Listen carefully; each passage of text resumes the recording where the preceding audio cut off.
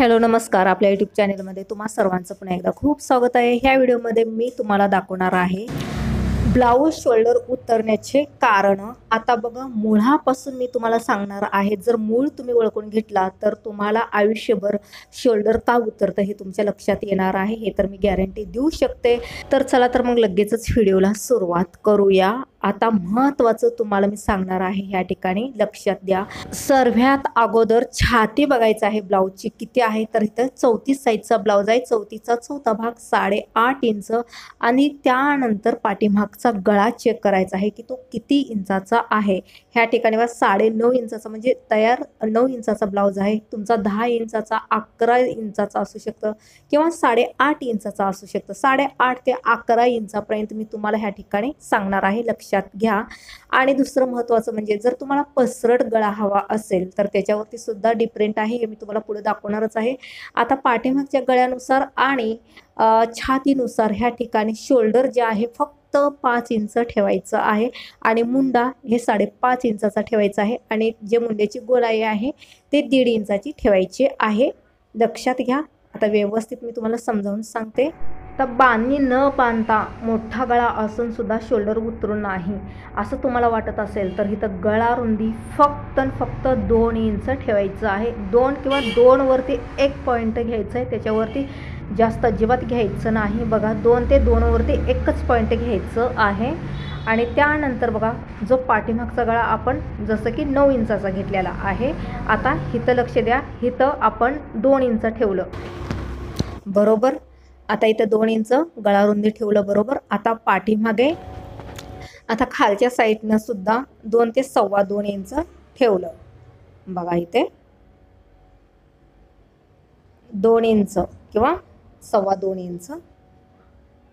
तर आता महत्त्वाचं एक तुम्ही लक्षात ठेवा. आता इथे 2 किंवा 2.25 इंच ठेवायचं आहे. जर पाठीमागं सुद्धा तुम्हाला 2 ते 2.25 इंच ठेवायचं असेल तर वरती सुद्धा 2 ते 2.25 इंच ठेवायचं आहे. बघा, इथं सुद्धा 2.25 इंच आणि वरच्या वरी सुद्धा म्हणजे गळारुंदी सुद्धा 2.25 इंच. आणि इथं चौकोन आकार देऊन तुम्ही कुठलाही आकार देऊ शकता, गोलगळा किंवा चौकोन वगैरे जो हवे ते. किंवा बघा, तुम्हाला आता पाठीमागचा गळा जो आहे तो पसरट हवा आहे, मोठा गळा हवा आहे, तर तुम्ही या ठिकाणी 3 इंच 3.5 इंच घेऊ शकता. जसं की बघा, मी इथं 3.5 इंच घेतलेले आहे. तुम्ही 4 इंचापर्यंत सुद्धा घेऊ शकता. जर 3, 3.5 आणि 4 इंच जर तुम्हाला ठेवायचं असेल तर वरती फक्त गळारुंदी हे 2च इंच ठेवायचं आहे. जसं की बघा, मी इथं 3.25 ते 3.5 इंच पाठीमागे खाली गळारुंदी ठेवलेला आहे, जेणेकरून ब्लाऊजला मस्त असं पसरट मोठा गळा येतो. तर आता इथं सिंपली मी राऊंड शेप देणार आहे, गोल डीप गळा शेप देणार आहे. तर अगदी अर्ध्या इंचाचा मी डीप गळा शेप दिलेला आहे.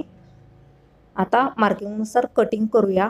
आता महत्त्वाचं मी तुम्हाला पुढे सुद्धा सांगणार आहे. हे तुम्हाला कटिंग तर लक्षात आले असेल की छातीनुसार आणि पाठीमागच्या गळ्यानुसार ही गळारुंदी किती ठेवलं पाहिजे जेणेकरून शोल्डर उतरणार नाही, हे तुमच्या लक्षात आलं आहे. आता शिवताना काय काळजी घ्यायचं हे सुद्धा मी तुम्हाला सांगणार आहे.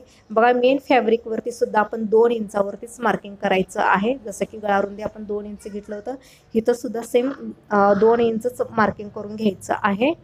आता इथं खडोनी मार्किंग करून घेऊया. जे अस्तर आहे ते आता आपण ह्यावरती ठेवून घेऊया. आता बघा, महत्त्वाचं म्हणजे हे जे खालचं कापड आहे ते आपण सरळ बाजूने ठेवलेलं आहे, उलटी बाजू हे खालच्या साईडला आहे. आता हे व्यवस्थितपणे अस्तर ठेवून घेऊया. काय महत्त्वाचं म्हणजे बघा फ्रेंड्स, जर योग्य मुळापासून तुम्हाला जर कळालं शोल्डर कसं उतरतो, कशाने उतरतो, तर तुम्हाला ही गोष्ट कळाली तर तुमच्या हातनं कधीच शोल्डर गळण्याचा प्रॉब्लेम येणार नाही. कारण बायकांना बघा, शोल्डर गळ्याला अजिबात आवडत नाही. तर बायकांनाच काय, तर तुम्ही तुमच्यावरनं सुद्धा उदाहरणं घेऊ शकता की शोल्डर गळ्याला अजिबात आवडत नाही, ते कम्फर्टेबल वाटत नाही. त्यामुळं उगाचच गिऱ्हाईकाची क्लायंटची उगाचच सारखं कंप्लेंट येण्याआधी तुम्ही हे सुधारणा करणं फार गरजेचं आहे. बघू शकता, संपूर्ण गळ्याला फक्त 2 पॉईंटच मी खडून आखलेलं आहे. फक्त 2 पॉईंटवरतीच 2 ते 3 पॉईंटवरती सिलाई करायचं आहे. त्याच्यापेक्षा जास्त कापड सिलाईमध्ये घ्यायचं नाही, गळ्याचं कापड जे आहे ते. किंवा तुम्हाला असा अंदाज कळत नसेल तर जसं मी इथं खडूनी मार्किंग केलेलं आहे तसं तुम्ही संपूर्ण गळ्याला सुद्धा मार्किंग करू शकता. आता एकसारखी इथं शिलाई करून घ्यायचं आहे. आता हे ट्रिक्स तुम्ही वापरून सुद्धा तुमचं शोल्डर गळत असेल तर काय उपाय करायचा आहे पुढं हे मी तुम्हाला सांगणार आहे. आता बघा, ब्लाऊज शिवतानाच इथल्या इथंच उपाय केला तर बेटर, चांगलं. एकदा का ब्लाऊज शिवून झाल्यानंतर परत ते क्लायंटची कंप्लीट येण्याआधी तुम्ही सुधारणा करणं फार गरजेचं आहे. आता वेगळी कमरपट्टी तुम्हाला जर नको असेल लावायला तर तुम्ही इथं कमरेला सुद्धा शिलाई करू शकता. तर बघू शकता मी कमरेला शिलाई केलेली आहे आणि जास्तीचं कापड कट केलेले आहे. आता गळ्याचं सुद्धा मी कापड कट करणार आहे. आता हे सुद्धा तुम्हाला सांगणार आहे. आता कमरपट्टी कधी लावायची आहे, जर पातळ ब्लाऊज आलं असेल, शिवाय अगदी पातळ कापड असेल तर तुम्ही तिथं कमरपट्टी जॉईन करू शकता. नाहीतर बघा, हे कापड फार जाड आहे, ह्याला कमरपट्टी वेगळी जॉईन करायची काही गरज नाही, व्यवस्थित कमरेमध्ये बसतो. आता संपूर्ण गळ्याला इथे छोटे छोटे कट्स द्यायचे आहेत. तुम्हाला तर माहीतच आहे, गोल आकार असेल तर छोटे छोटे कट्स द्यावंच लागतं, कुठलाही आकार असू दे.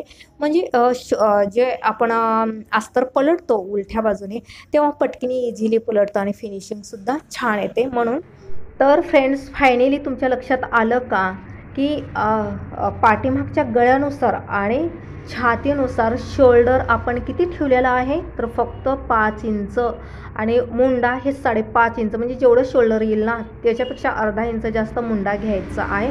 फार सिंपल आहे, काहीच अवघड नाही, हे तुमच्या लक्षात आलंच असेल. आणि गळारुंदी महत्त्वाचं म्हणजे गळारुंदी किती ठेवायचं आहे हे सुद्धा तुमच्या लक्षात येणं फार गरजेचं आहे, कारण गळारुंदीनुसारच शोल्डर उतरण्याचे लक्षात ठेवा. गळारुंदी तुम्ही जेवढं ठेवेल त्याच्यावरनं शोल्डर उतरतं, लक्षात आलंच असेल तुमच्या. अस्तर आपण उलट्या बाजूने पलटून घेतलेला आहोत. आता गळ्याला सुद्धा डापटीप करून घेऊया. तर गळपट्टी वगैरे जॉईन करायची गरज नाही, सिंपल, कारण अगदी सोपी पद्धत होते, फटाफट ब्लाऊज शिवून होतो. आणि महत्त्वाचं म्हणजे एक टिपसुद्धा मी तुम्हाला असंही सांगते, जर पातळ ब्लाऊज असेल तर तुम्ही इथं गळपट्टी जॉईन करू शकता, पण ते ब्लाऊज शिवण्याची पद्धत वेगळी असेल, त्याला उलट्याच बाजूने सरळ सरळ अस्तर जॉईन करावं लागतं. अशी प्रोसेस करायची नसते त्याला, जर गळपट्टी वेगळी तुम्हाला जॉईन करायची असेल तर. पण हे जाड कापड आहे, तर या पद्धतीने तुम्ही ब्लाऊज शिवू शकता. तर आता कमरेला सुद्धा एक डापटीप करून घेऊया.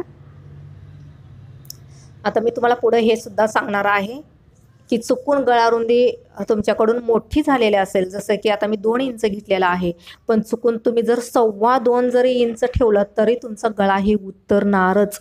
जर पाठीमागचा गळा डीप आणि असा मोठा ठेवला तर, जसं की 9च्या पुढून 8.5च्या पुढून गळा आहे आणि ते डीप आहे असं असेल, आणि अशा वेळेस तुम्ही 2 इंच 2.25 इंच किंवा 2.5 इंच ठेवलात तर ते शोल्डर हे डेफिनेटली उतरणार. तर अशा वेळेस काय करायचं आहे हे सुद्धा मी तुम्हाला पुढं सांगणार आहे. तर बघा, या ठिकाणी आपलं पूर्णपणे पाठीमागचा भाग तयार आहे. आता काय करायचं आहे बघा, जर चुकून गळारुंदी जास्त झालेली असेल तर शोल्डर उतरणारच. तर बघा, अशा वेळेस काय करायचं आहे, जेव्हा तुम्ही शोल्डर जॉईंट करता, आता हे व्यवस्थित तुम्हाला सावकाशपणे मी तुम्हाला सांगते बघा. शोल्डर जेव्हा जॉईंट करता तेव्हा तुम्ही असं सरळ एक टीप मारता, राईट, असं सरळ अर्ध्या इंचावरती. तर असं न करता आणखीन 1/2 इंच ते अर्धा इंच खाली घ्यायचं आहे गळ्याच्या साईडनं, बरं का, गळ्याच्या साईडनं. आणि अशी तिरकी शिलाई करायची आहे शोल्डर जॉईंट करते वेळेस. तर अशा प्रकारे तुम्ही जॉईंट करायचं आहे शोल्डर, म्हणजे तुमचा गळा उतरणार नाही.